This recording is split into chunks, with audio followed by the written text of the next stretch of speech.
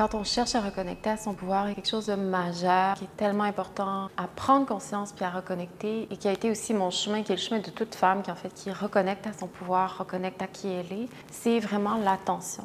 Où est-ce qu'on met notre attention? C'est où est-ce qu'on donne notre pouvoir. Et je prends le temps de décortiquer ça parce que c'est tellement important de prendre conscience que notre attention, c'est ce qu'on a de plus précieux.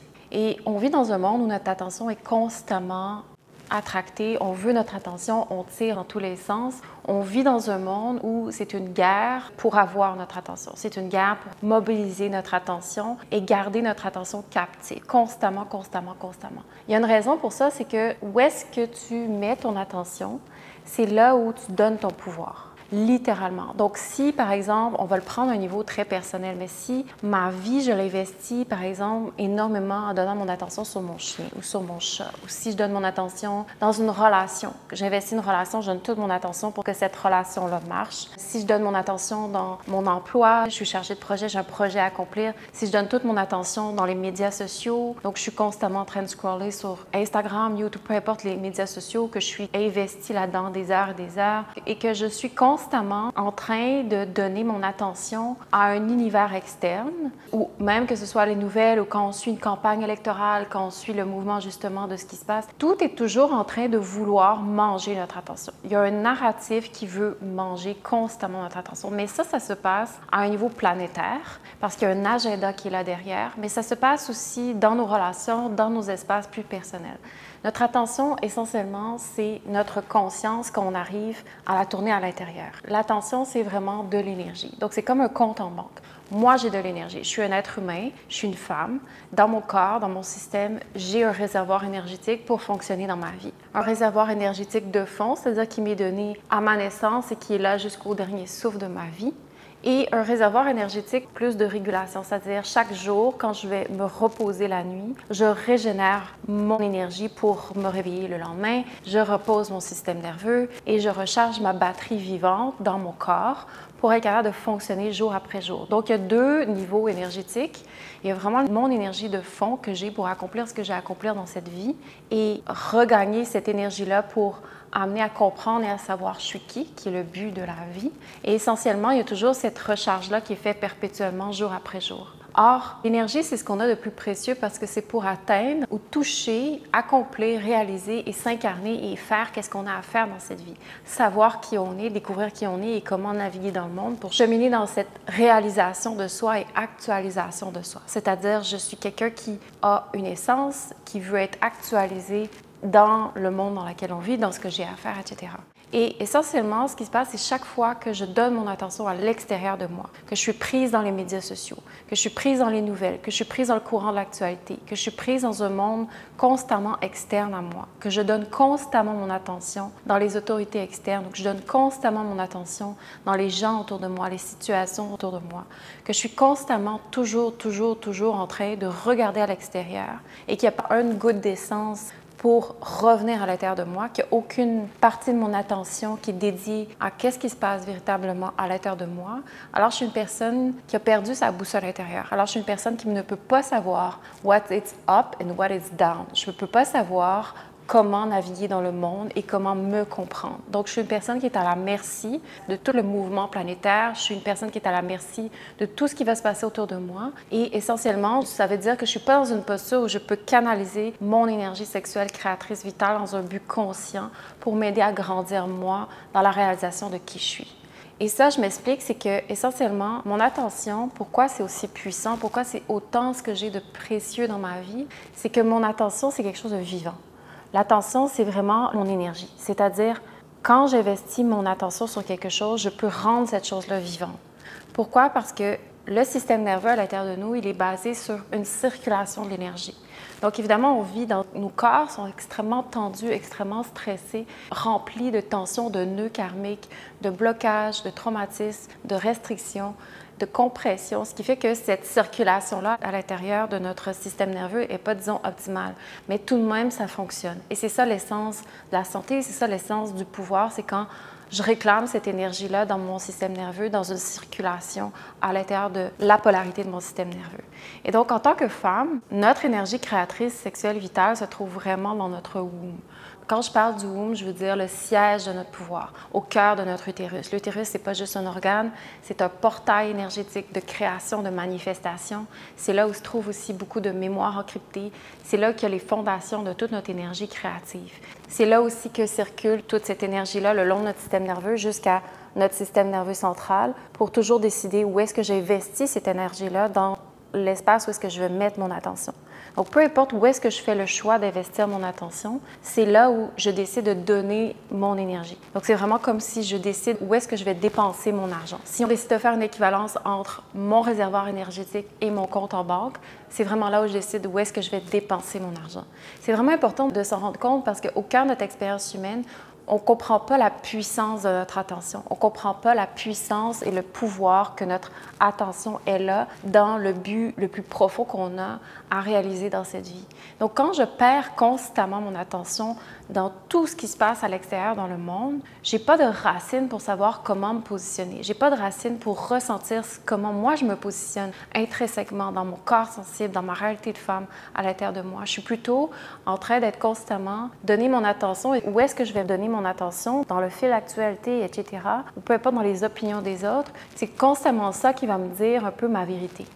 Donc, on devient vraiment, véritablement, à la longue, des êtres qui ne savent pas, qui en fait empruntent un savoir à l'extérieur pour forger une croyance interne et on finit par se déposer dans cette croyance interne-là, croyant que c'est notre vérité intérieure. Et ça peut aller jusqu'aussi loin que, véritablement, comment on a une sexualité avec un partenaire ou les autres, c'est en écoutant, par exemple, la pornographie, ça va littéralement incruster à l'intérieur de nous un conditionnement sur comment vivre notre sexualité. Et même si on considère que la pornographie, c'est quelque chose, disons, qui est plus une intensité superficielle pour relâcher une pression, on a conscience que c'est quelque chose qui est plus ou moins de surface, même à ça, c'est quelque chose qui vient s'infiltrer à l'intérieur de nous, jusque dans les codes de notre utérus, de notre énergie sexuelle. Et il y a une application qui est vraiment se mettre au cœur de ce qu'il y a de plus sacré et qui vient corrompre et qui vient vraiment diriger et falsifier nos comportements, nos réponses, la manière dont notre système nerveux va répondre à notre sensibilité, nos mécanismes de réponse quand il y a une intimité, etc. Ça vient donc vraiment littéralement toujours conditionner notre comportement.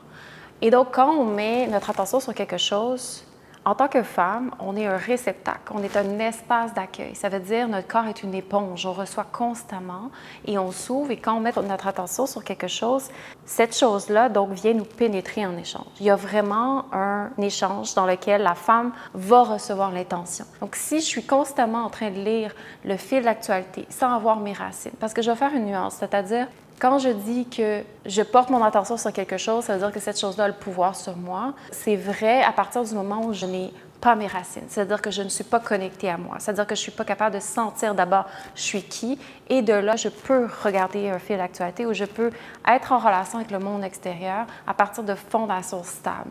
Donc, il y a vraiment une nuance. Je ne suis pas en train de dire qu'il faut se couper du monde extérieur et jamais s'ouvrir au monde extérieur.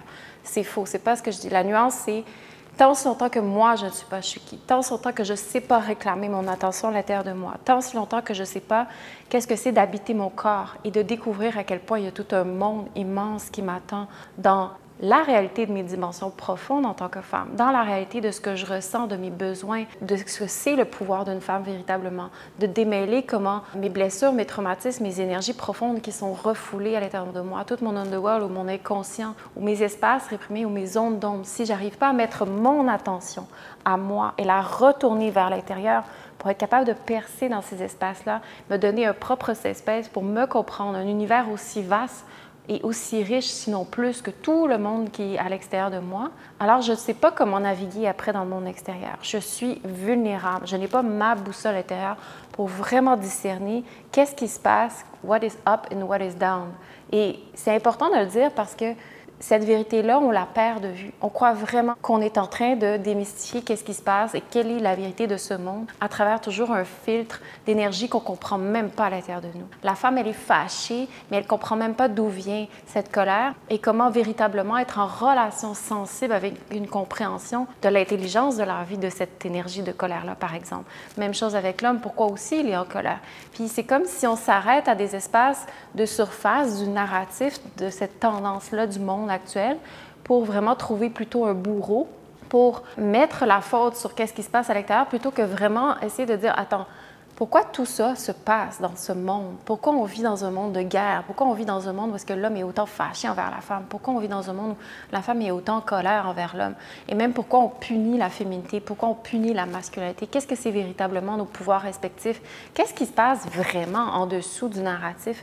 Et essentiellement, moi, dans mon processus de guérison, de reconnexion à mon pouvoir, c'est là où le cœur, j'ai envie de dire, ma quête ou de mon attention a vraiment envie d'aller. Et si je ne descends pas dans le cœur de ma réalité intime à moi, j'arrive pas à trouver de réponse. J'arrive pas à avoir du moins une réponse qui vient toucher dans mon cœur quelque chose qui fait du sens.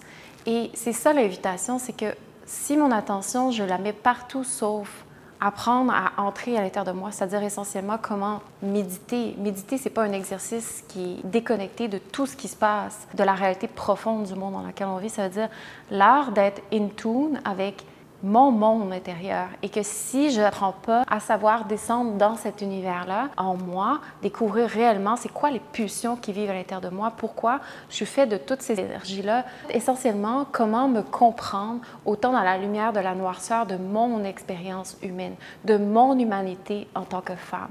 Et si j'arrive pas à démystifier ça, tout ce que je vais regarder à l'extérieur n'aura jamais de racine pour avoir un regard conscient, une capacité de discerner. C'est-à-dire que mon attention va plutôt être prise dans un mouvement externe plutôt qu'être capable de percer à l'intérieur de ce qui se passe et voir ce qui est vrai de ce qui est faux à partir de mon corps sensible, à partir de fondations qui comprend la vie, l'intelligence de la vie, à partir de fondations, à partir de lois et de principes qui sont au-delà d'un narratif, à partir de principes et de lois qui suivent une intelligence de la vie. Et cette intelligence-là, elle veut nous pointer à quelque chose. Et c'est ça qui est important de comprendre parce que moi, quand je regarde tout le monde, le mouvement qui se passe actuellement, le chaos qui est là, pour moi, ce n'est que des symptômes. Le symptôme, que ce soit autant sociopolitique, que ce soit autant dans la guerre des sexes, que ce soit dans toutes les crises planétaires qui se passent, ou qu'on retrouve ce chaos-là même à l'intérieur de notre intimité en tant qu'hommes et femmes, pour moi, ce ne sont que des symptômes. Quand je parle de symptômes, ça veut dire l'expression externe d'une problématique plus profonde. Et quand on parle de guérison féminine ou quand on parle de reconnecter à son pouvoir, ça veut dire je m'intéresse, je lâche la pression de toute l'attention qui est mise sur le symptôme et le narratif qui est derrière tout le construct de ce symptôme-là et je prends un zoom out, je redescends à l'intérieur de moi et je veux m'intéresser à la source de ce qui cause ça véritablement.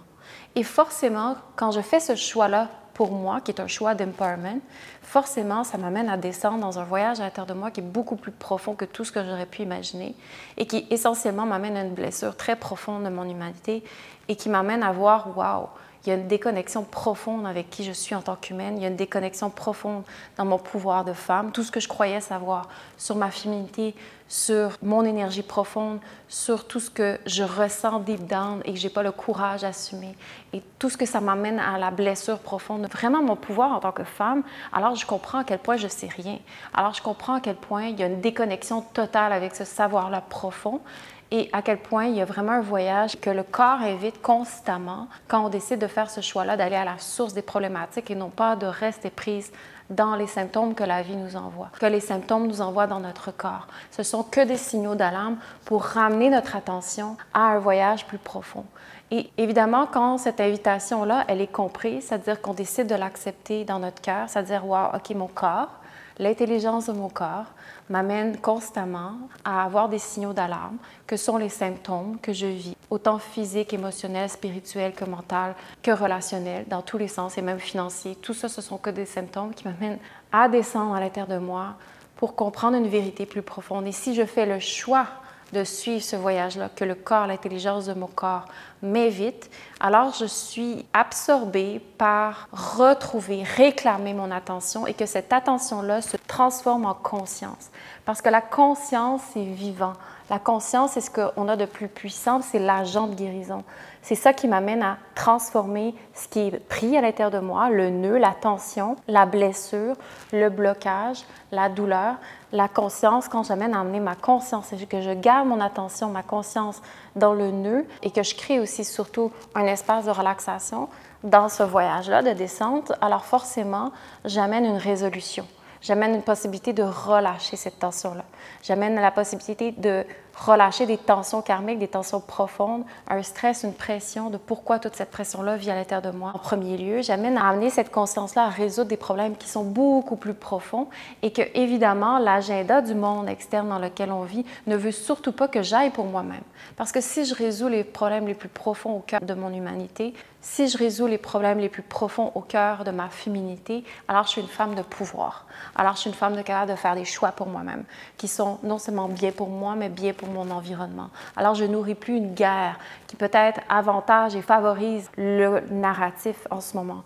Et que pour toute division, il y a tout le temps quelqu'un qui veut prendre le pouvoir par-dessus. Donc si moi je décide de travailler à tout ce qui est divisé à l'intérieur de moi, dans toutes les parties différentes à l'intérieur de moi, de mon corps, ma féminité, des parties de moi qui sont divisées, qu'en ramenant mon attention et ma conscience à l'intérieur de moi, j'apprends à réunir ces parties-là en quelque chose de cohérent, en quelque chose qui fait du sens, c'est-à-dire les parties que je n'aime pas de moi, que je refuse, que j'ai honte, etc., que je prends le temps de descendre puis de les amener dans un tout cohérent parce que ce qui vit à l'intérieur de moi, il n'y a pas d'erreur et que ce voyage-là de guérison m'amène à ramener tout ça, ces dimensions-là, ces aspects-là dont j'ai honte ou que je ne veux pas voir ou que j'ai peur ou qui sont réprimés tellement loin dans mon humanité et que je fais ce travail-là de ramener tout ça dans une union, ce qui est le propre du tantra, ce qui est le propre du yoga, ce qui est le propre de la pratique Origin Yoga, alors je deviens forcément petit à petit une femme de pouvoir.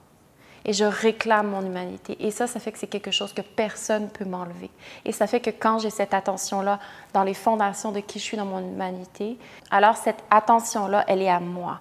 Et quand je réclame petit à petit cette attention-là au cœur de moi-même, dans un lifestyle qui correspond à prendre soin de mon corps, prendre soin de tout ce monde-là intérieur, alors quand je retourne cette attention-là vers l'extérieur, je suis une personne de pouvoir parce que je sais comment naviguer mon attention à l'intérieur de ça et je sais aussi comment la réclamer. Et ça, c'est évidemment quelque chose qui se cultive, c'est quelque chose qu'on doit vraiment travailler parce que le monde est tellement puissant pour aller chercher notre attention. Tout l'univers de l'intelligence artificielle, tout l'univers de tout ce qui se passe à l'extérieur, c'est un vortex extrêmement puissant, c'est une matrice qui veut prendre notre attention, aspirer notre attention constamment d'une façon de plus en plus puissante.